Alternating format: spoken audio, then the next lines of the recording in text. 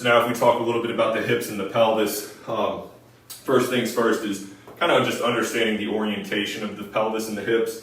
And it all starts with anterior and posterior tilting.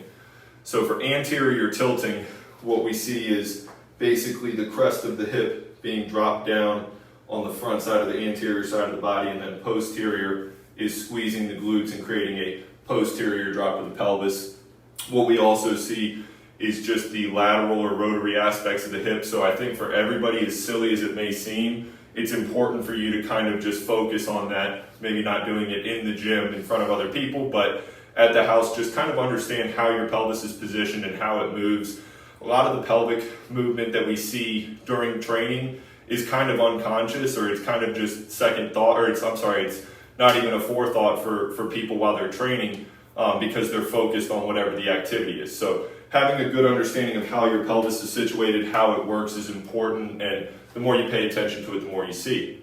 So for the most basic applications here, we're thinking about a squat, we're thinking about a deadlift or a push press. If we want to get into a neutral pelvic position, for most people, it's just going to be kind of softening the knees and then just gently squeezing the glutes, not so much so that you get into that posterior tilt, but enough to where you have stability and your pelvis is neutral. An easy way to think about this is like having headlights on the front of your hips, and wherever that light is pointing or shining is kind of how far off from neutral you are.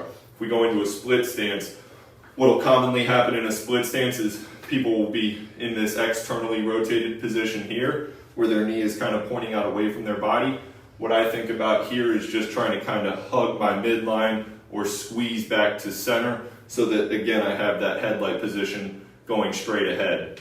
Similarly, in a single leg position, what we'll see is people will often try to kind of counter their hip action by positioning their torso to create stability.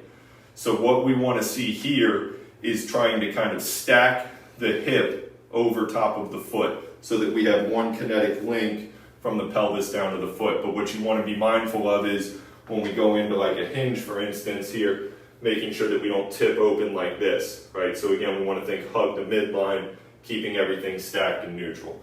So along with the pelvic positioning, another point that we wanted to address with this is the differences between a hinge and a squat, which a lot of people tend to have trouble with, right? And the easiest way that I can explain this is in a squat, our hip height starts here, we descend into a squat, and then we return back to that same starting point. But in a hinge, that point should never change. So I think about this as having a steel rod going through the center of the hip joint, and then we are just pivoting around that rod. Another euphemism for hinging is think shit on the wall. As we're going into the hinge, we want to try to not only bend our torso down, but pull our pelvis up to create length in the hamstrings and then project onto the wall.